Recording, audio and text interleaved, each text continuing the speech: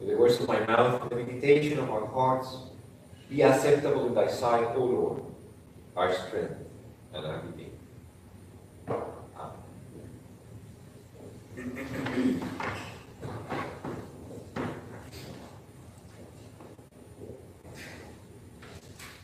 Thy will be done.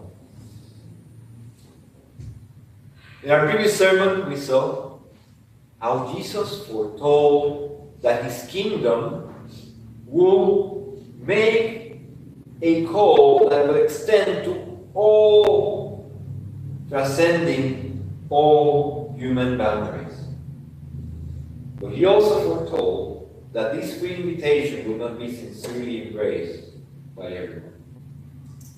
There will be those, both outside and inside the church, who one way or the other will despise the free invitation to partake of the wedding feast of the Father has prepared for the Son, giving secondary things a higher priority in their lives than to the call and invitation of the Father and the Son. We have been exploring the revelation of the Apostolic faith taught through the narrative of the book of Acts of the Apostles. Up to the point we have seen how this plan began to reach its ultimate boundaries when the church began to be firmly planted upon Gentile soil in Antioch. Antioch was a splendid cosmopolitan city, the capital of the Roman province of Syria. It was regarded as the Queen of the East, the third most important city of the Roman world after Rome and Alexandria. Its population was constituted of a cosmopolitan combination of Syrians, Greeks, Jews, and Romans. It was there, 290 miles north of Jerusalem, that his disciples were called Christians for the first time. Accordingly, Antioch became the primary center of Gentile Christianity, and at the same time became the ground for Christian missionary enterprise to the rest of the ancient world. Which also teaches us an important lesson. We all receive the gospel to share it, to pass it forward, and share it with others. This means that around the year 44 AD, that is around 14 years after the resurrection, the differentiation between the narrow boundaries of Judaism versus the universal scope of the message of the kingdom of Christ had been clearly established by apostolic teaching. But as we will see, this was not without struggle and continuing opposition. Back at Jerusalem, after a period of rest from persecution, a new wave started when Herod, the king, began to fulfill another of the prophecies of the Lord. Upon their first commission to the apostles, Jesus warned them to prepare for persecution and martyrdom. It would not be long, he said, before they would be persecuted, having to flee from one city to another, being rejected by all, both Jews and Gentiles, and even being put to death. They will be killed for their testimony to Jesus as Messiah. The Apostle James, the brother of John, was the first of the apostles to be put to death. King Herod, the grandson of Herod the Great, who had tried to kill Jesus right after his birth,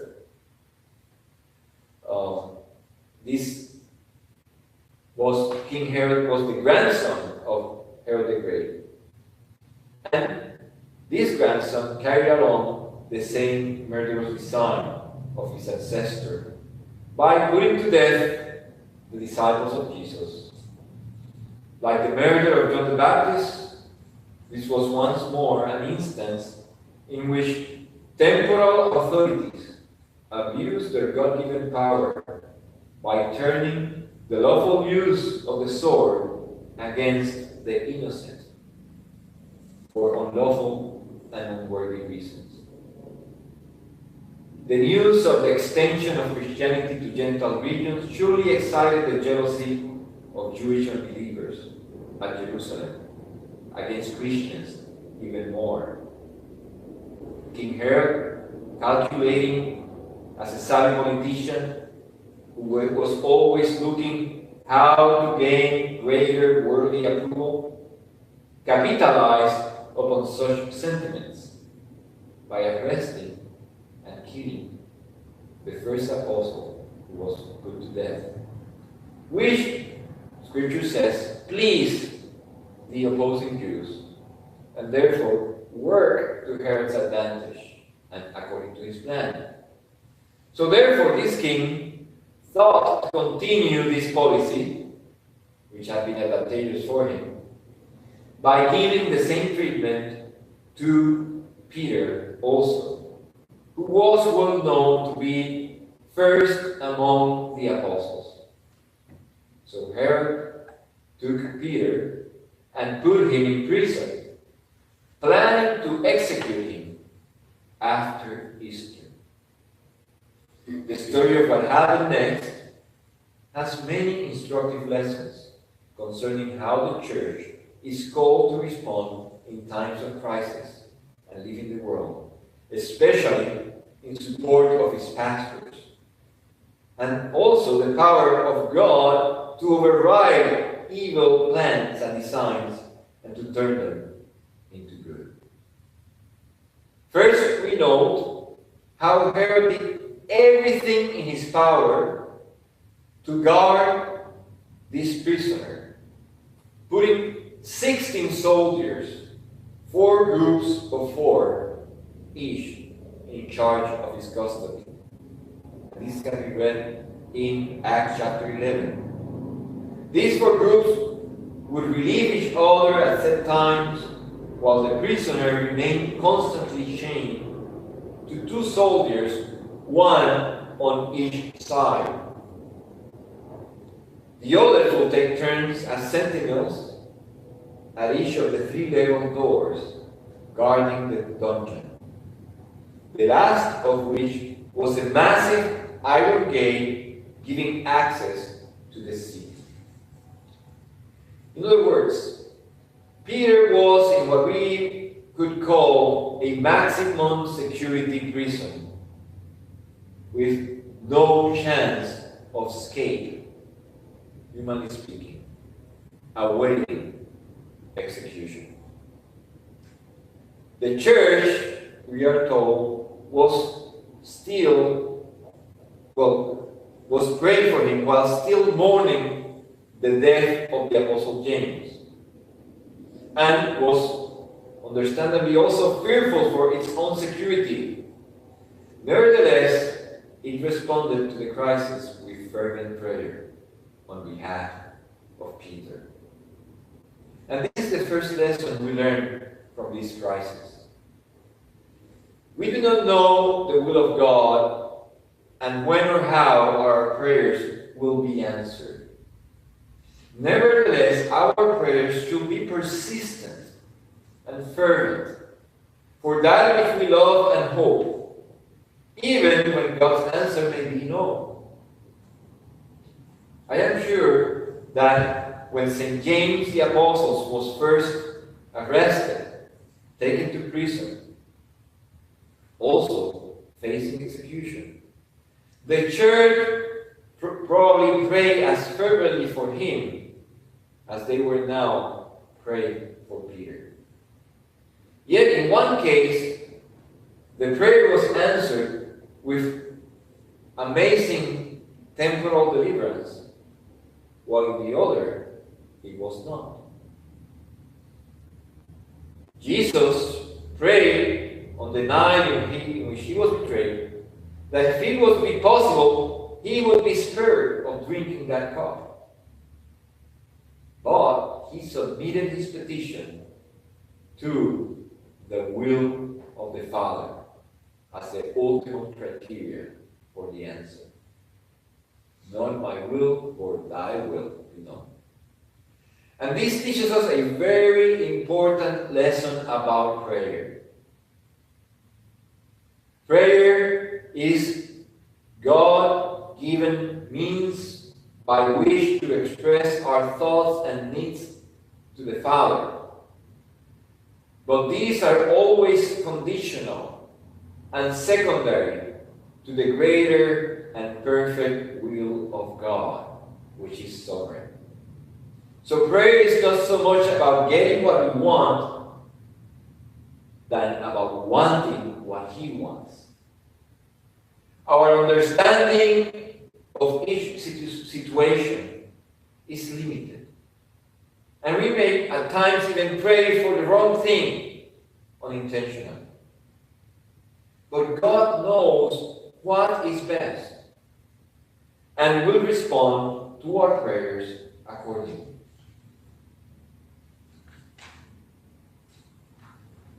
Skeptics reject the efficacy of prayer because God does not always answer yes to every petition, which is in fact true. But they draw the wrong conclusion from this. They think that prayers therefore makes no difference. But in this, they are completely wrong.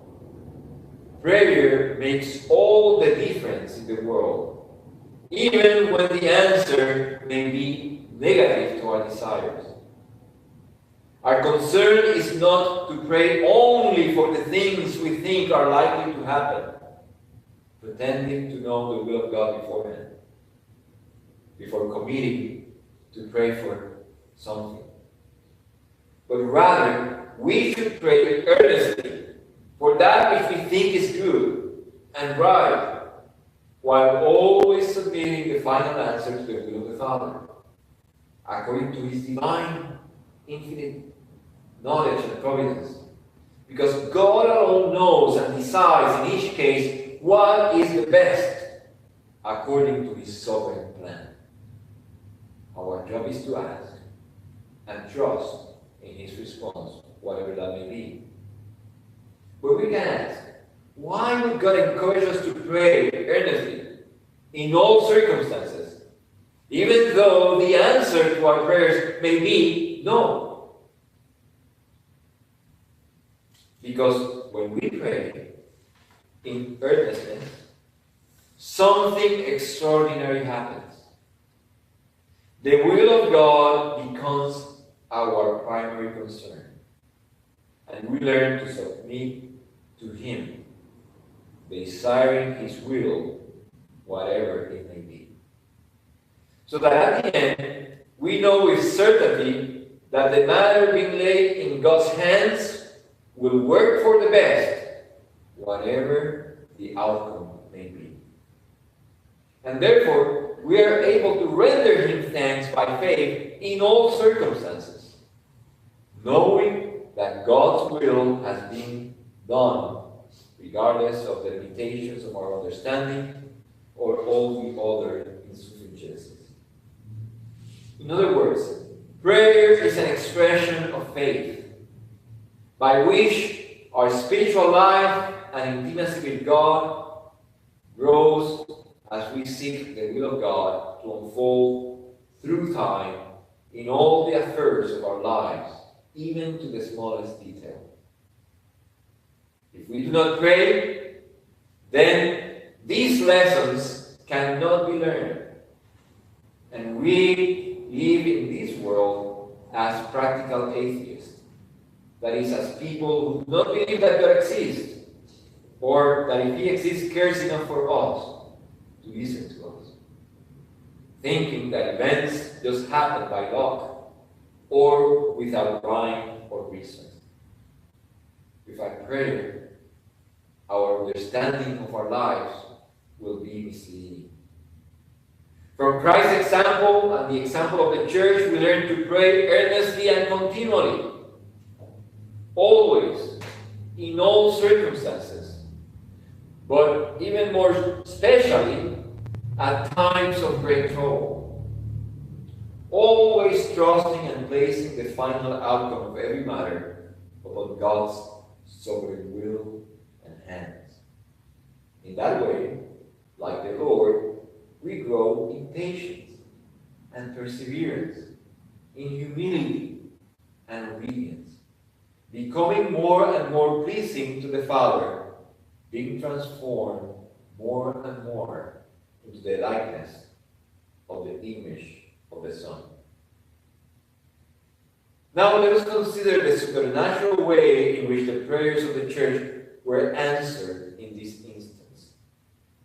While the church was praying, God sent an angel to Peter in prison while everyone else was sleeping. The first supernatural thing that happened was that light shined in the midst of the darkness of the prison. The angel then stroked Peter on the side and woke him up, commanding him to arise quickly. Then the chains fell from Peter's hands and feet. Peter put on his garments and sandals and followed the angel quickly, as he was told. And since these events happening seemed so unreal, Peter thought that he was having a vision or a dream. On their way out, they passed through 2 security points, and then until they reached the final door, the iron gate that led to the city. And to his amazement, the iron gate unlocked itself and opened up itself, just as we see happening in movies today. Now, this account was recorded in great detail for a reason. It is suggestive of the process by which God delivers us from the power of sin, which sin has to enslave us. And it even may be indicative of the way by which angels are involved in the process of gathering us to heaven when we die. Be that as it may, it plainly shows how the spiritual world, the spiritual realm, is real. And it shows that angels, when commissioned by God, have the power to interfere as supernatural agents in the natural flow of events. This angel produced light in the darkness, released chains, unlocked doors, and made an iron gate to open itself, while keeping all the guards unaware of what had happened with a profound sleep. This way, what was humanly impossible became not only possible, but actual. God answered the prayer of the church, releasing Peter in a way that no one expected. They were probably praying and hoping for Herod to change his mind, or for the Jews to show mercy. But God answered their prayers with something even better. So amazing that even Peter,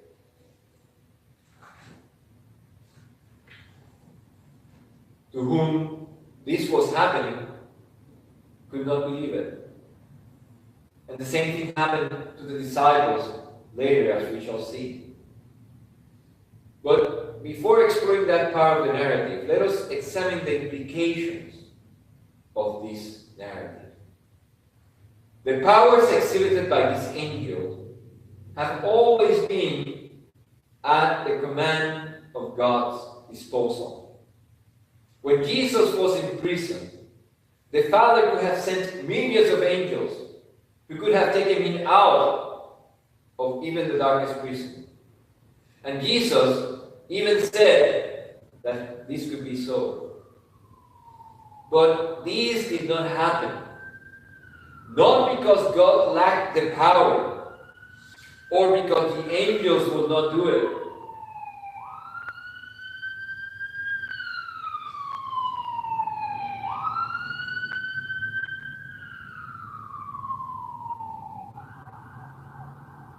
But because Jesus was suffering according to the will of the Father.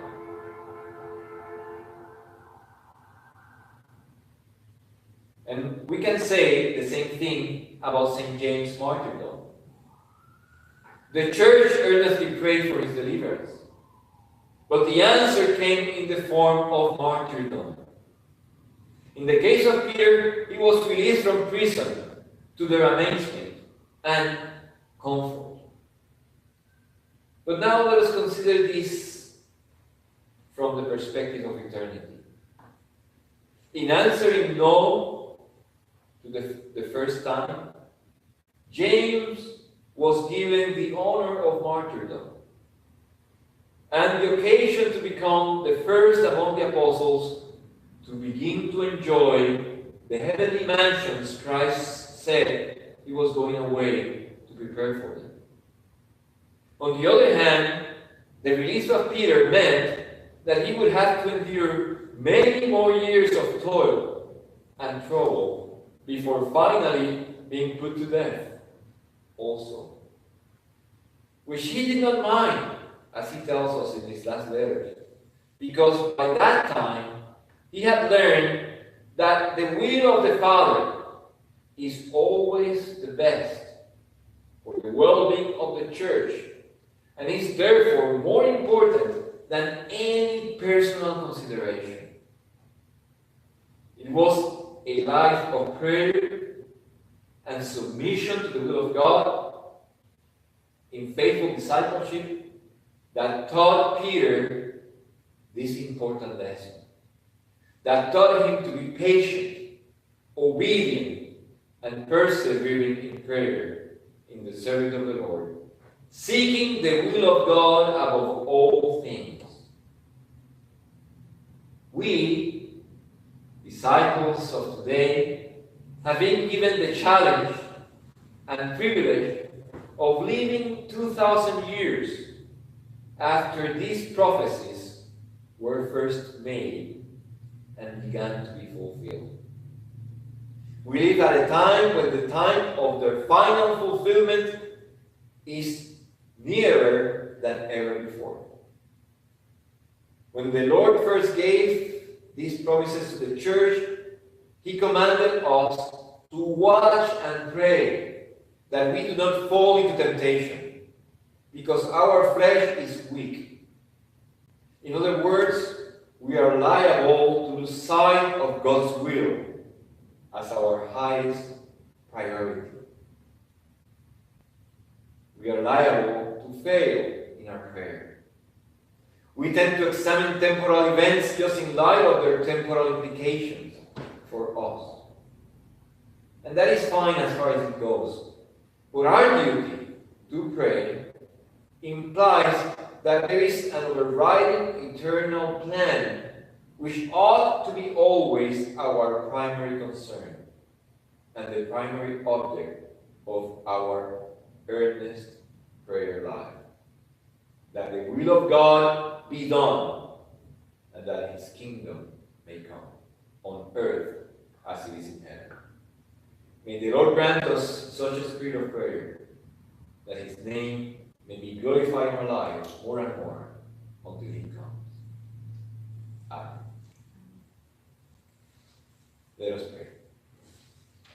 Grant, we beseech thee, merciful Lord, to thy faithful people pardon and peace, that they may be cleansed from all their sins, and serve thee with a quiet mind. Through Jesus Christ, our Lord.